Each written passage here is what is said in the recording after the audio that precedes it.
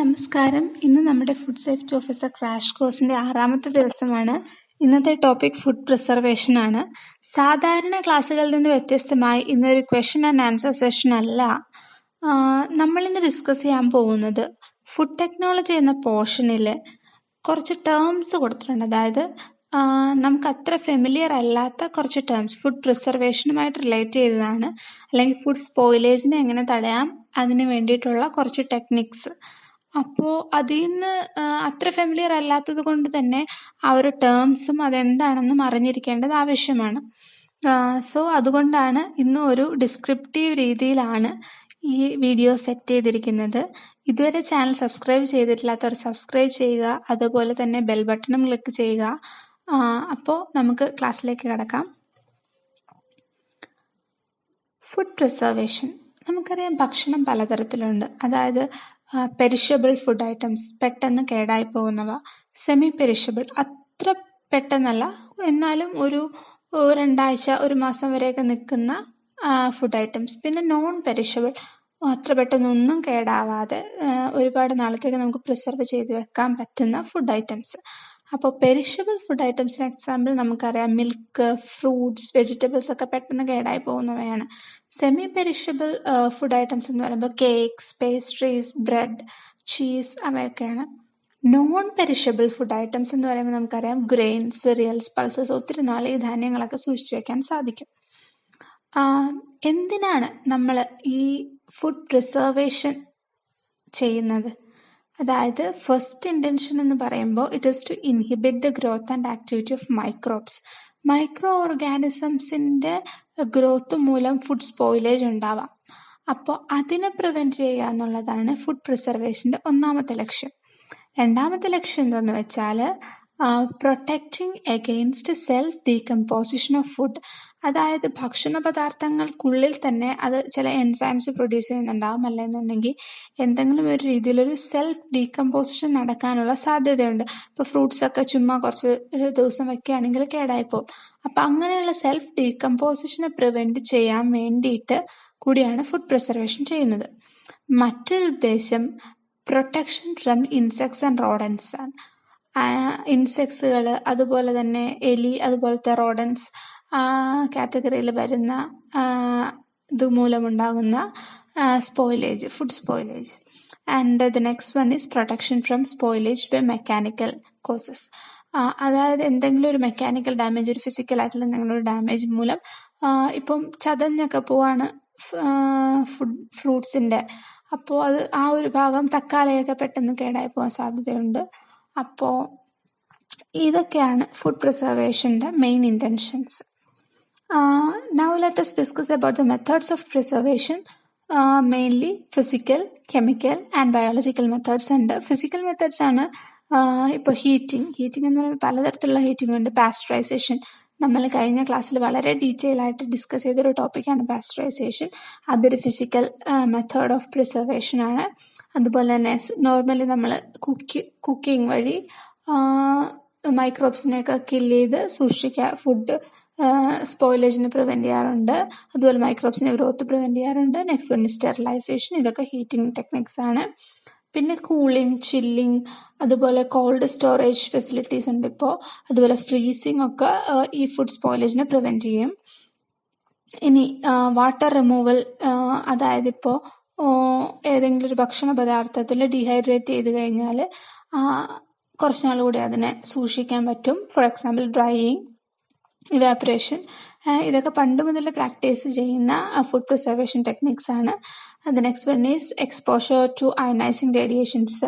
അതുപോലെ application of high pressure അല്ലെങ്കിൽ hydro electrostatic pressure technology. ഇതൊക്കെ ന്യൂ ഇൻവെൻഷൻസ് ആണ്, ഫിസിക്കൽ മെത്തേഡ്സ് ആണ് ഫുഡ് പ്രിസർവേഷൻ ആവശ്യമായത്. പിന്നെ ഉള്ളത് കെമിക്കൽ മെത്തേഡ്സ് ആണ്. It is by the application of chemical additives which act as antimicrobial agents. അതായത് എന്തെങ്കിലും ഒരു കെമിക്കൽ അഡിക്റ്റീവ് കൊടുത്ത് ഫുഡിനെ പ്രിസർവ് ചെയ്യുക.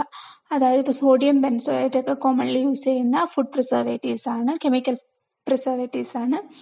Next one is biological method. പണ്ട് മുതലേ നമ്മൾ പ്രാക്ടീസ് ചെയ്യുന്നൊരു മെത്തേഡാണ് ഫെർമെൻറ്റേഷൻ. അതായത് ഇപ്പോൾ ലാക്ടോബാസിലസ് പോലുള്ള യൂസ്ഫുൾ മൈക്രോ ഓർഗാനിസംസ് വഴി, അതുപോലെ ഇപ്പോൾ വൈൻ ആൻഡ് ബിയർ അതിൻ്റെയൊക്കെ പ്രൊഡക്ഷന് വേണ്ടിയിട്ടൊക്കെ ഈ ബയോളജിക്കൽ മെത്തേഡ്സ് വഴി സ്പോയിലേജിനെ തടഞ്ഞുകൊണ്ട് ഒരുപാട് നല്ല പ്രിസർവ് ചെയ്യാൻ പറ്റുന്ന രീതിയിൽ ഭക്ഷണ പദാർത്ഥങ്ങളെ സൂക്ഷിച്ചു വെക്കാൻ സാധിക്കുന്നതാണ് ഇതുപോലത്തെ ടെക്നിക്സ് വഴി. Now let us discuss about some of the important terms. First one is asepsis. Asepsis എന്ന് പറഞ്ഞാൽ it is the prevention of the entry of microbes. അതായത് മൈക്രോ ഓർഗാനിസത്തിനെ കൊന്നു കളയുന്നതല്ല, it's not killing, it is preventing the entry of micro organisms. ഒരു ഭക്ഷണ പദാർത്ഥത്തിലേക്ക് micro organisms കടന്നു ചെല്ലുന്നതിനെ prevent ചെയ്യുന്ന ഒരു ഫുഡ് പ്രിസർവേഷനാണ് അസെപ്സിസ്. അതിനെയാണ് അസെപ്സിസ് എന്ന് പറയുന്നത്. ഇനി കുറച്ച് തെർമൽ പ്രോസസ്സിംഗ് ടെക്നിക്സ് ആണ്. First one is blanching.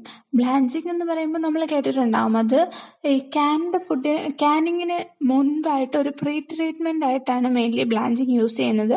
അപ്പോൾ എപ്പോഴും PSC ഒക്കെ ചോദിക്കുമ്പോൾ അങ്ങനെയായിരിക്കാം ചോദിക്കാൻ സാധ്യത. Which technique is used for the pre treatment as a pre treatment for canning. ക്യാനിങ്ങിന് ഒരു പ്രീ ട്രീറ്റ്മെന്റ് ആയിട്ട് ചെയ്യുന്നതാണ് ബ്ലാഞ്ചിങ്. അതുപോലെ തന്നെ ഡ്രൈയിങ്, ഫ്രീസിങ് ഓഫ് വെജിറ്റബിൾസ്, ഇതിനൊക്കെ മുമ്പ് ഒരു ബ്ലാഞ്ചിങ് ചെയ്യാൻ സാധ്യതയുണ്ട്. And it is a mild heat treatment which primarily destroys the enzymes and micro organisms. Micro ഓർഗാനിസത്തിനെയും അതുപോലെ എൻസൈംസിനെയൊക്കെ ഒന്ന് ഇനാക്ടിവേറ്റ് ചെയ്യാൻ വേണ്ടിയിട്ട്, ഡിസ്ട്രോയ് ചെയ്യാൻ വേണ്ടിയിട്ട് ബ്ലാഞ്ചിങ് ചെയ്യുന്നത് ഒരു മൈൽഡ് ഹീറ്റ് ട്രീറ്റ്മെന്റ് ആണ്. Next one is pasteurisation. പാസ്ചറൈസേഷനെ കുറിച്ച് നമ്മൾ ഡീറ്റെയിൽ ആയിട്ടൊരു വീഡിയോ ചെയ്തു. എന്നാലും അതിന്റെ ബേസിക് ആയിട്ടുള്ളൊരു കാര്യം എന്ന് പറഞ്ഞാൽ ബിലോ 100 ഡിഗ്രി സെൽഷ്യസ്. അപ്പോൾ നമ്മൾ ചിന്തിക്കും ഈ അൾട്രാ പാസ്ചറൈസേഷൻ, അപ്രൈസേഷൻ പോലത്തെ കേസസിൽ എബോ 100 ഡിഗ്രി സെൽഷ്യസ് നമ്മൾ പാസ്ചറൈസേഷൻ പഠിച്ചിരുന്നു.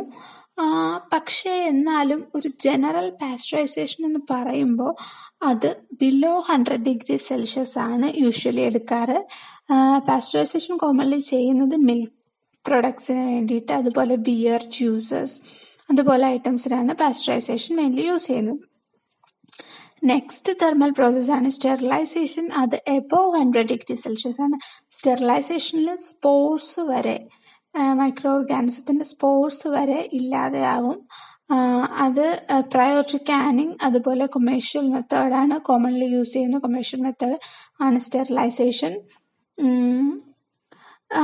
ഇനി നമുക്ക് ഒരു നോൺ തെർമൽ മെത്തേഡാണ് പൾസ്ഡ് ഇലക്ട്രിക് ഫീൽഡ്. അതായത് ഒരു non thermal destruction of microbes and enzymes ആണ് that causes food spoilage. And in this method, an electric field with a strength of range 12 to 35 kilovolt per centimeter is applied to a liquid food in short pulse. അതായത് 1 to 100 microsecond. അതായത് ഒരു short pulse നേരത്തേക്ക് ഒരു 12 to 35 kilovolt per centimeter റേഞ്ചിലുള്ള ഒരു electric ഫീൽഡിനെ കടത്തിവിടുന്നു. And this results in a pronounced lethal effect on microbes. And ഈ മൈക്രോബ്സിൽ അതിൻ്റെ മെംബ്രെയിനിലുള്ള പോർ സൈസ് ഇൻക്രീസ് ചെയ്യും. ഇലക്ട്രിക് ഫീൽഡ് ചെല്ലുമ്പോൾ ആ ഇലക്ട്രിക് കറണ്ട് മൂലം ഈ മൈക്രോ ഓർഗാനിസത്തിൻ്റെ മെംബ്രെയിനിലുള്ള പോർ സൈസ് ഇൻക്രീസ് ആവുകയും സെല്ല് സ്വെല്ലായിട്ട് റപ്ചറായി പോവുകയും ചെയ്യുന്നു. അതുപോലെ തന്നെ ചില മൈക്രോ ഓർഗാനിസത്തിനെയും എൻസൈംസിനെയും ഒക്കെ ഡിസ്ട്രോയ് ചെയ്യാൻ യൂസ് ചെയ്യുന്നൊരു നോൺ തെർമൽ മെത്തേഡാണ്. അപ്പം ശ്രദ്ധിക്കേണ്ട കാര്യം, പൾസ്ഡ് ഇലക്ട്രിക് ഫീൽഡ് എന്ന് പറയുമ്പോൾ ഒരു 12 to 35 kilovolt per centimeter റേഞ്ചിലുള്ള ഒരു ഇലക്ട്രിക് ഫീൽഡിനെ കൊടുക്കുന്നു. അത് എത്ര സമയത്തേക്ക്? ഒരു ഷോർട്ട് പൾസ് 1 to 100 മൈക്രോസെക്കൻഡ്. ആ ഒരു ഷോർട്ട് പൾസിൽ ഇത് കൊടുക്കുമ്പോൾ സെൽസിൻ്റെ പോർ സൈസ് ഇൻക്രീസ് ആവും. അതുവഴി സെല്ല് സ്വെല്ല് ചെയ്യുകയും റപ്ചർ ആവുകയും ചെയ്യുന്നു. നോൺ തെർമൽ മെത്തേഡാണ്, അത് ഓർത്തിരിക്കുക. Next one is the high pressure processing, HPP. HPP എപ്പോഴും ചോദിക്കാറുണ്ട്. ഒന്നെങ്കിൽ HPPയുടെ ഫുൾ ഫോം എന്താണെന്ന് ചോദിക്കാറുണ്ട്, അല്ലെന്നുണ്ടെങ്കിൽ HPPയുടെ പ്രിൻസിപ്പിൾ, അത് ലേ ഷാറ്റ്ലിയർ പ്രിൻസിപ്പിളാണ്. അപ്പം HPP എന്താണെന്ന് ആദ്യം പറയാം. It is a method of preserving and sterilising food in which a product is processed under very high pressure leading to the inactivation of certain microbes and enzymes. അപ്പോൾ ഇത് ഭക്ഷണ പദാർത്ഥങ്ങളെ സ്പോയിലേജിൽ നിന്ന് prevent ചെയ്യാൻ വേണ്ടി ഒരു ഹൈ പ്രഷർ യൂസ് ചെയ്യുന്ന ഒരു ടെക്നിക്കാണ്. ലേ Chatelier പ്രിൻസിപ്പിളാണ് ഇതിന് യൂസ് ചെയ്യുന്നത്. And it's cold pasteurisation technique. Cold pasteurisation എന്നാണ് പറയാറ്. ഇനി ഈ ഹൈ പ്രഷർ പ്രോസസ്സിങ് അഥവാ HPPക്ക് ഒരുപാട് വേറെ പേരുകളുണ്ട്. ഇതൊക്കെ ഒന്ന് മനസ്സിൽ വെച്ചേക്കാം. പാസ്കലൈസേഷൻ എന്ന് പറയാറുണ്ട്, അതുപോലെ ബ്രിഡ്ജ്മാനൈസേഷൻ എന്ന് പറയാറുണ്ട്, പിന്നെ ഹൈഡ്രോസ്റ്റാറ്റിക് പ്രഷർ പ്രോസസ്സിങ്. ഇങ്ങനെയൊക്കെ ചോദിച്ചാൽ അതെല്ലാം HPP ആണെന്ന് ഓർത്തേക്കുക. ഹൈ പ്രഷർ കൊടുക്കുന്ന ടെക്നിക്സ് പാസ്കലൈസേഷൻ, അതുപോലെ ബ്രിഡ്ജ്മാനൈസേഷൻ, അതുപോലെ ഹൈഡ്രോസ്റ്റാറ്റിക് പ്രഷർ പ്രോസസ്സിങ്. ഇനി ഇതിലെങ്ങനെയാണ് ചെയ്യുന്നതെന്ന് വെച്ചാൽ products already sealed in its final package are introduced into a vessel and subjected to a high level of isostatic pressure. അതായത് ഒരു 300 to 600 MPa പ്രഷർ കൊടുക്കുകയാണ്. എങ്ങനെ? നമ്മുടെ ഓൾറെഡി പാക്ഡ് ആയിട്ടുള്ള സീൽ ചെയ്ത് വെച്ചിരിക്കുന്ന ഒരു ഫുഡ്, ഇപ്പോൾ ബോട്ടിൽഡ് അങ്ങനെ ഒരു ജ്യൂസ് ആണെങ്കിൽ, അല്ലെങ്കിൽ ഇപ്പോൾ മീറ്റ് ഐറ്റംസ് ആണെങ്കിൽ ഓൾറെഡി പാക്ഡ് ആയിട്ടുള്ള ഈ സംഭവത്തിന് ഒരു വലിയ വെസലിലേക്ക് വെച്ചിട്ട് ഹൈ പ്രഷർ കൊടുക്കും. ഐസോസ്റ്റാറ്റിക് പ്രഷർ ആണ് കൊടുക്കുന്നത്, 300 to 600 MPa. And example vegetables, meat, seafood items, juice and beverages. Next one is hurdle technology. ഈ വേർഡ് ശ്രദ്ധിക്കുക, hurdle technology. The method of preventing or reducing pathogens in food products by combining many methods like high pressure during processing, low temperature during storage and increasing acidity etc. അപ്പോൾ പല മെത്തേഡുകൾ ചേർന്നാണ് hurdle technology എന്ന് പറയുന്നത്. High pressure during പ്രോസസ്സിങ്ങിന്റെ ടൈമിൽ high pressure കൊടുക്കും, സ്റ്റോറേജിന്റെ ടൈമിൽ low temperature കൊടുക്കും. അപ്പം പ്രോസസ്സിങ്ങിന്റെ ടൈമിൽ ഹൈ ടെമ്പറേച്ചർ, സ്റ്റോറേജിന്റെ സമയത്ത് ലോ ടെമ്പറേച്ചർ, അതുപോലെ അസിഡിറ്റിനെ ഇൻക്രീസ് ചെയ്യും. അങ്ങനെ പല മെത്തേഡ്സിന് ഒരു കോമ്പിനേഷനാണ് ഈ ഹേർഡിൽ ടെക്നോളജി എന്ന് പറയുന്നത്. Next one is the pulsed light. Pulsed light എന്ന് പറയുമ്പോൾ in this process food materials are exposed to intense very brief flashes of light which disrupt the cell membrane of bacterial cells. ഇങ്ങനെ ഒരു intense ആയിട്ടുള്ളൊരു brief flash of light കൊടുക്കുമ്പോൾ ഈ bacterial സെൽസിനെ disrupt ചെയ്യാൻ സഹായിക്കും. അങ്ങനെ വഴി ഫുഡ് സ്പോയിലേജ്, ബാക്ടീരിയ വഴിയുള്ള ഫുഡ് സ്പോയിലേജിനെ തടയാൻ പറ്റും. Next one is ozonisation. Ozone എന്ന് പറയുമ്പോൾ നമുക്കറിയാം O3. ഈ ഓസോണിനെ കൊമേഴ്ഷ്യലി പ്രൊഡ്യൂസ് ചെയ്യാൻ പറ്റും by exposing oxygen to electric current, and the ozone thus formed is used as an effective disinfectant to prevent food spoilage.